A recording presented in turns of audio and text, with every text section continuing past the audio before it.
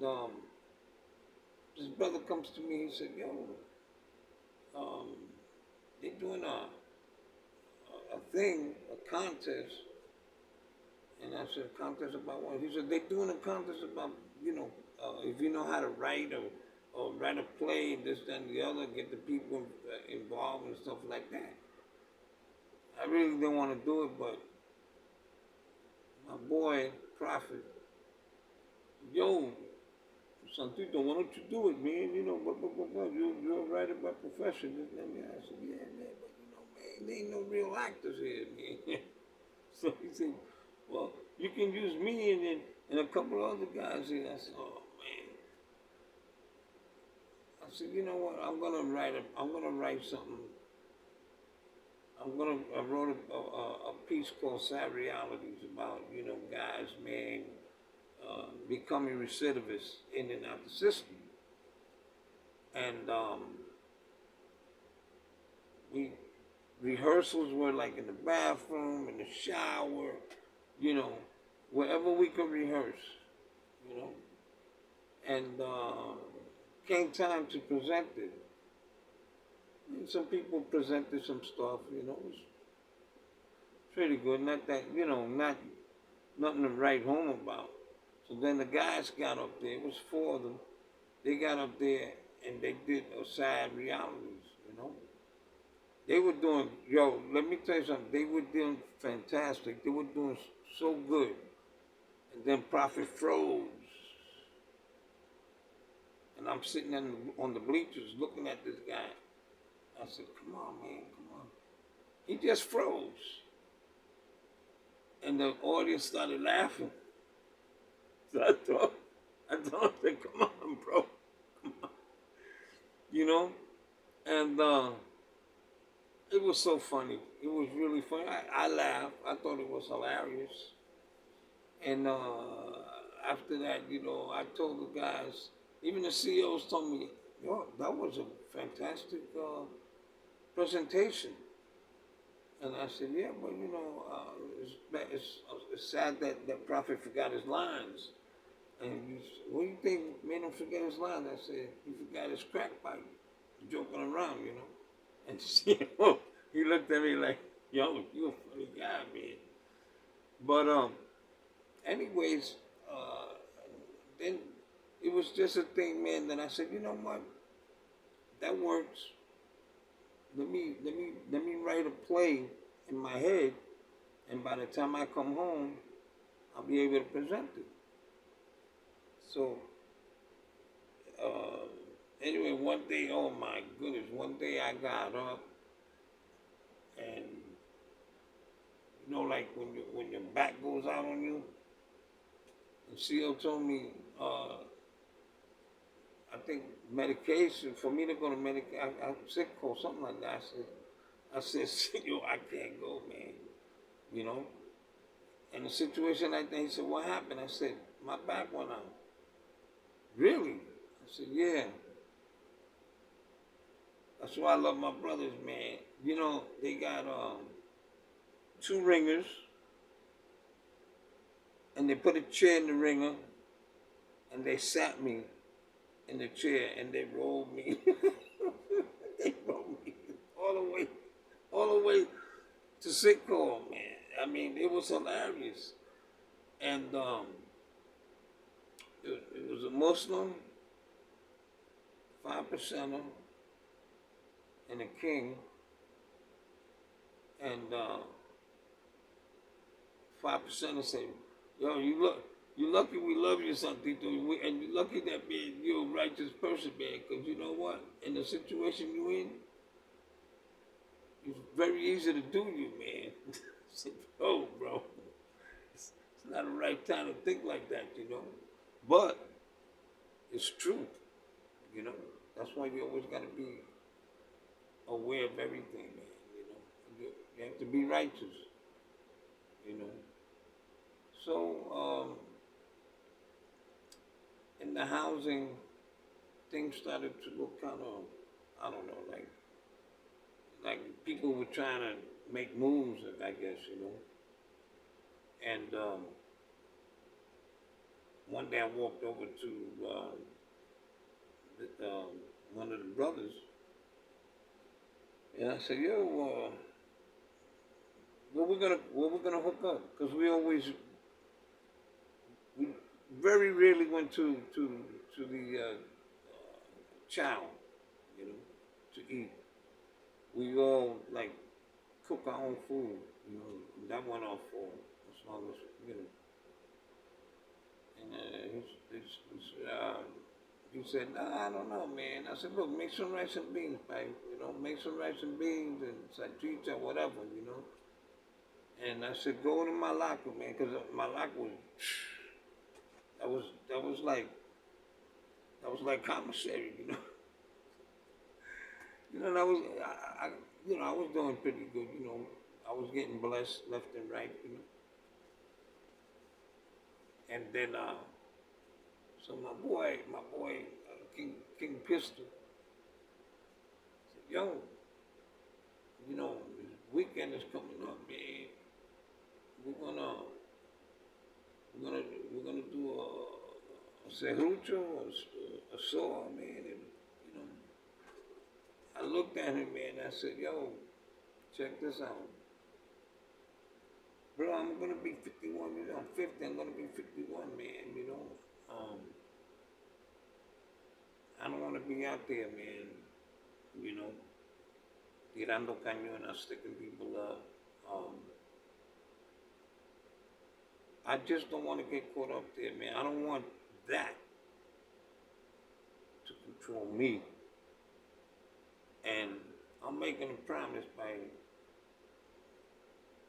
here on, I'm not gonna get high again. For real, he said. So yeah, I'm very serious, you know. And then I made another promise, you know, because I was a playboy, man. I was out there. I had, you know, I had tenía mujeres por todos lados. I'm serious, you know. Um, Manhattan, um, what is it? The other side, of Queens. I had women in Queens, Brooklyn, you know, and you name it, man. I made a promise. I said, if I find the right person in my life, that's it. My Playboy days are over. My boy said, what, bro? I said, I'm serious, man. Damn, man. You just, I said, bro, like I said, man, I'm getting too old for this game, man. It's a game. You know, I'm getting too old for it. And that's that, man. He said, well, you know, man, I respect that, man. You know, really, I do. You know. And, you know, everything went silent. All of a sudden, I see this young kid, man. He's like panicked, walking back and forth. And I told my boss, I said, yo, what's wrong with this dude? He said, oh, I think somebody's trying to hit up on him. I said, are you serious? I said, yo, are you serious? You know, I got pissed off because I remember that I went on a mission in C-73 because dudes are getting raped. Seriously, they were getting raped. Mostly, you know, most of the dudes. I mean, they were African Americans getting raped, and so were Latinos, man. And Cano 13 told me, yo, we're going on a mission, man, and we're gonna break this shit up, man. I said, I hear you, and that's what we did. The time that we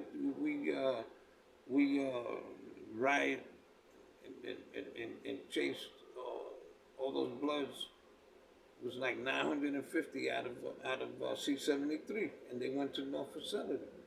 You know, I'm not saying all the bloods are bad because they were dudes I knew that were blood, and they were straight up, man. You know, but the others, renegades. I call them renegades. Just like that with the Nietas, like that with the Kings. They were renegades.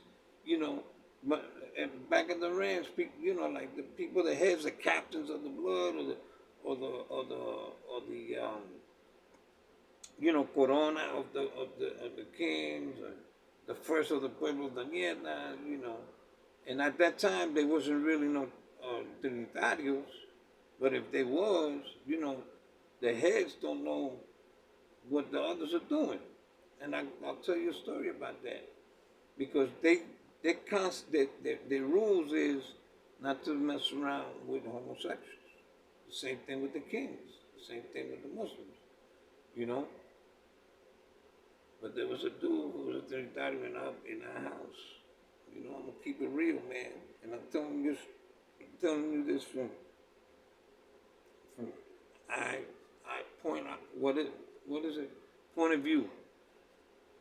This Trinitarian, and I used to tell him, I said, bro, you're putting your life in your hands, man. I said, look, Trinitarians don't play. Those are your brothers, man. They don't play. I know quite a few. They do not play, man.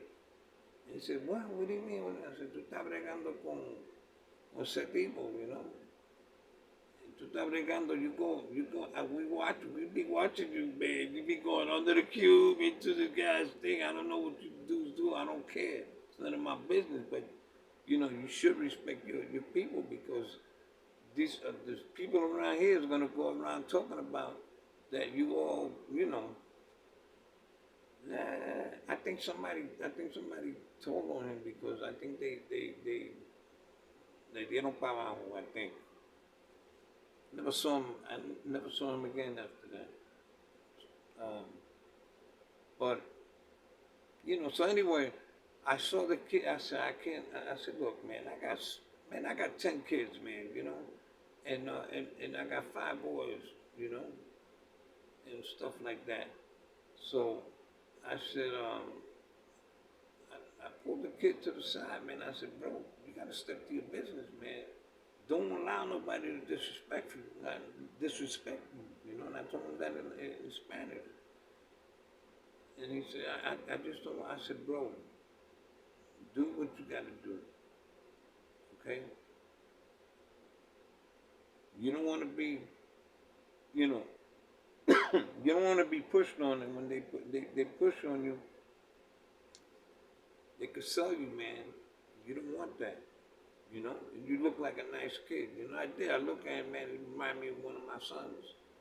And I told him, like, man, yo, can you believe I got to give it to that kid?